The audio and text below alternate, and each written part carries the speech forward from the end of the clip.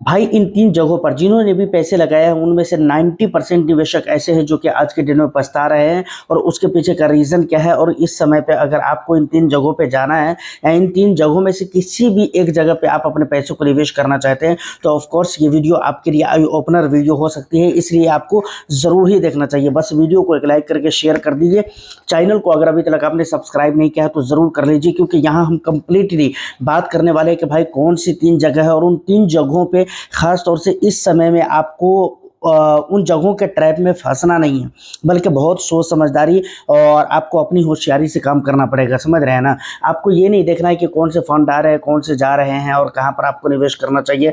ये सब में दिमाग लगाने की ज़रूरत नहीं है। एक जो नॉर्मल पोर्टफोलियो होती है ना, वही आपको अच्छे पैसे बना कर दे सकती है। नॉर्मल पोर्टफोलियो का मतलब ये होता है कि भाई जो एक ऐसा पोर्टफोलियो जहाँ पर हर तरह के फंड अवेलेबल हो, वही पोर्टफोलियो आपको अच्छे पैसे बना कर देते हैं। तो सबसे पहले हम चाहेंगे कि भाई थोड़ी सी हम मार्केट अपडेट को लेकर बात कर लें, ताकि आपको आज का जो सिचुएशन है वो क्लियर हो जाए कि भाई चल क्या रहा है मार्केट के अंदर।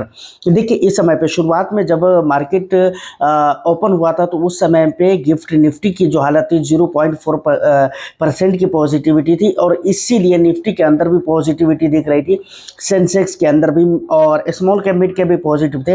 लेकिन वहीं पर अगर मैं बात करूं कि यूएस की मार्केट, ग्लोबल मार्केट की, तो सबसे पहले यूएस के मार्केट को बात करेंगे तो डाउ के अंदर नेगेटिविटी दिख रही थी। उसके अलावा निक्केई हो गया, जापान के मार्केट हो गए, हैंग सेंग हो गए, इस तरह के जो भी है कई सारे इंडाइसेस ऐसे थे जो कि यूरोप और एशिया की मार्केट है और यूएस की मार्केट है, जहाँ के कई सारे इंडाइसेस थे कि जो कि नेगेटिव में नज़र आ रहे थे।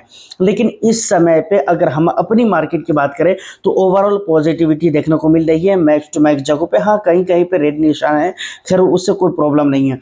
इसके अलावा अगर गिफ्ट निफ्टी की बात करूं तो यहाँ पर पॉजिटिविटी बढ़ती जा रही है। अभी कुछ देर पहले जब मैं ये वीडियो शूट कर रहा था उससे कुछ देर पहले जब मैं देखा तो 0.8% हो चुका है। ठीक है ना, 0.08% ऐसा कुछ पॉजिटिविटी, या फिर 0.8% ऐसा कुछ देखने को मिल रहा है। तो मतलब जैसे जैसे पॉजिटिविटी बढ़ती जा रही है, हमारी मार्केट के अंदर गेंस उस तरह से दिखते जा रहे हैं। ठीक है, ये तमाम तर बातें हो गई। अब चलिए मेन टॉपिक के ऊपर आते हैं कि भाई तीन जगह ऐसे हैं जहां पर खास तौर से इस समय पे आपको निवेश करने से ज़रूरी बचना चाहिए।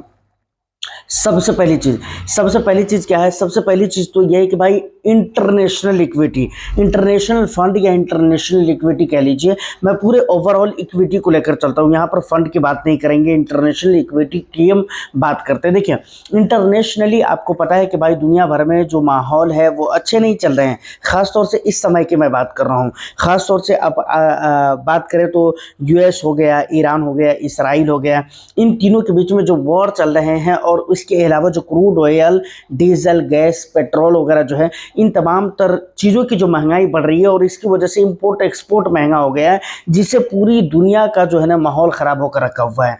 और ये सबसे बड़ा रीज़न है कि भाई इंटरनेशनल इक्विटी में अभी इस समय पे निवेश करने के लायक नहीं, क्योंकि दुनिया भर के बाज़ार के जो हालात है वो अच्छे नहीं है। जैसे आप अपने भारत के बाज़ार को देख ले, इसी तरीके से अगर आपको लगता है कि नहीं हमारे भारत का सिचुएशन ख़राब है, बाकी दूसरी जगह का सही है, तो ऐसा नहीं है।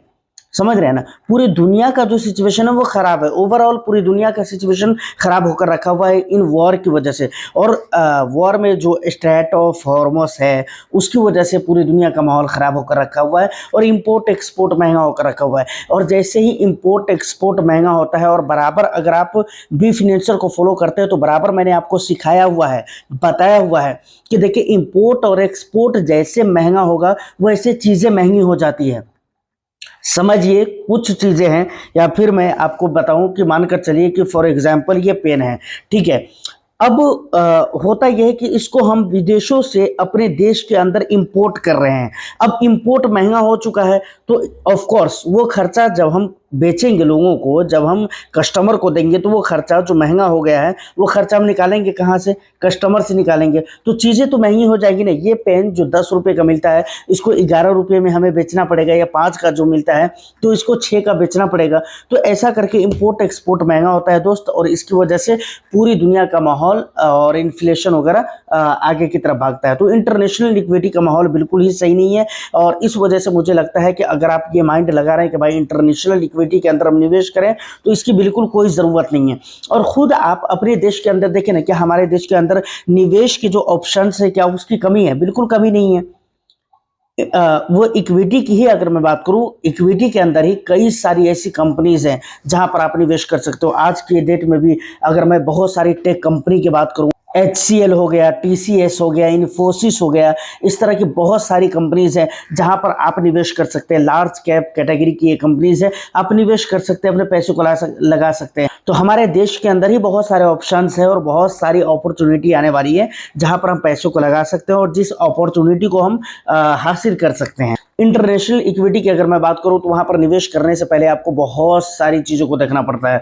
फंडामेंटल एनालिसिस करना पड़ता है, उसके बाद आपको देखना पड़ता है टेक्निकल चार्ट की वजह से कि भाई वो कैसा दिख रहा है, टेक्निकल चार्ट पे वो कैसा दिख रहा है, उसका फ्यूचर कैसा दिख रहा है, उसका पास्ट कैसा है, प्रेजेंट में वो क्या कर रहा है। ठीक इसी तरीके से फंडामेंटली भी देखना पड़ता है कि भाई कंपनी स्ट्रॉन्ग है या नहीं है। इन तमाम तक चीज़ों को एनालाइज करने के बाद आप अपने पैसों को लगाते हैं। और इंटरनेशनल इक्विटी की बात करें तो वहाँ पर आपको 0 सन्नाटा, मतलब इंटरनेशनल इक्विटी के बारे में आपको कुछ भी पता नहीं होता है। फिर आप वहाँ पर कैसे निवेश करोगे अपने पैसे को? तो ये थी पहली चीज। दूसरी चीज की अगर मैं बात करूं कि अपने देश के अंदर, ये तो मैं इंटरनेशनली बात कर रहा था, अब अपने देश के अंदर आपको कहां से बचना है, कहां पर पैसे डालने से बचने की जरूरत है। तो इस समय पे मुझे लगता है कि सेक्टरल एंड थेमेटिक फंड के ऊपर आपको पैसे लगाने से बिल्कुल ही बचना है। सेक्टरल फंड के अंदर हो या फिर थेमेटिक फंड के अंदर हो, ऐसे ये सेक्टरल जो होते हैं ना, सेक्टरल थीमेटिक तो कुछ देर के लिए चलेगा, वो भी नहीं चलेगा, सिचुएशन ऐसा है कि वो भी नहीं चलेगा। लेकिन थीमेटिक जो होते हैं ना, थीमेटिक उसका जो है ना, उसका दायरा और भी बहुत छोटा होता है। थीमेटिक मतलब उस फंड को हम बोलते हैं ना जो एक थीम के ऊपर काम कर रहे हों, ठीक है ना, एक थीम के ऊपर, किसी भी एक थीम के ऊपर वो काम कर रहे हों, ठीक है। तो थीमेटिक फंड हो या सेक्टर फंड हो, ऐसी जगहों पे आपको पैसे लगाने की ज़रूरत नहीं है, क्योंकि आपके 60 to 65% पैसे जो होंगे ना वो उसी सेक्टर के अंदर जाएंगे जिस सेक्टर के ऊपर, या फिर उसी थीम के अंदर जाएंगे जिस थीम के ऊपर वो कंपनी काम कर रही होगी, जिस प्रोजेक्ट के ऊपर वो काम कर रही होगी, उसी थीम या उसी सेक्टर के अंदर आपके पैसे जाएंगे। अच्छा, एक चीज़ सेक्टरल फंड के अंदर, थीमेटिक फंड के अंदर एक और भी प्रॉब्लम आता है कि भाई सेक्टर रोटेशन होता रहता है। तो कोई एक सेक्टर जो लंबे समय तक के लॉन्ग टर्म में बहुत अच्छा चलता रहे और लगातार कंटिन्यूअसली चलता रहे, दिस इज नॉट पॉसिबल। समझ रहे हैं ना, ये जरूरी नहीं है और ये पॉसिबल नहीं कि वो चलता ही रहेगा 5 साल 4 साल लगातार। कोई ऐसा सेक्टर है जो कि बहुत धांग कर चल रहा है, बहुत हेवी चल रहा है, तो ये जरूरी नहीं है। बहुत कम ही ऐसे सेक्टर होते हैं जो कभी कभार कुछ रीज़न की वजह से भाई चल जाते हैं। जैसे अभी एग्जाम्पल के तौर पे आप डिफेंस को देख लीजिए। डिफेंस में क्या है, हथियार जो है, वेपन्स बनते हैं, हथियार बनते हैं, गोली बारूद की जो चीज़ें होती हैं वो बनती है, मतलब वॉर की जो चीज़ें होती हैं वो बनती हैं। और वॉर लगातार, आपने कुछ दिन पहले देखा था, कुछ दिन पहले क्या मतलब कई साल गुजर गए, रसिया और यूक्रेन का वॉर स्टार्ट हुआ था, वो वॉर चल ही रहा था। तो फिर इधर क्या हो गया पता है आपको, क्या बोलते हैं वो, लिबनान से और इसराइल से फिर बीच में वॉर हो गया था। उसके बाद वो चीज़ें ख़त्म भी नहीं हुई थी तो एक नया वॉर शुरू हो गया था इसराइल और ईरान के बीच में। और ये चीज़ें चल ही रही थी कि अमेरिका को क्या चूल मचा हुआ था बीच में कूदने की, वो बीच में कूद गया, आपने देखा है। तो वॉर जो चल रहे हैं, तो ऐसे में क्या है ना, डिफेंस के जो सेक्टर है ना, ऐसे में कंपनीज, डिफेंस सेक्टर की जो कंपनीज होती हैं उनको ज़्यादा से ज़्यादा ऑर्डर आने के चांसेस रहते हैं और वो चलेगा, लंबे समय तक के चलेगा। लेकिन बीच में आपने डिफेंस का भी बहुत बुरा हाल देखा था कि भाई डिफेंस स्टॉक्स के भी बहुत बुरे हाल हो गए थे। और जैसे मझगांव डॉक हो गया, उसके अलावा और भी कई सारी कंपनीज हैं, कई सारी ऐसी कंपनीज हैं जिसके 40% 30% तक के स्टॉक्स गिर चुके थे।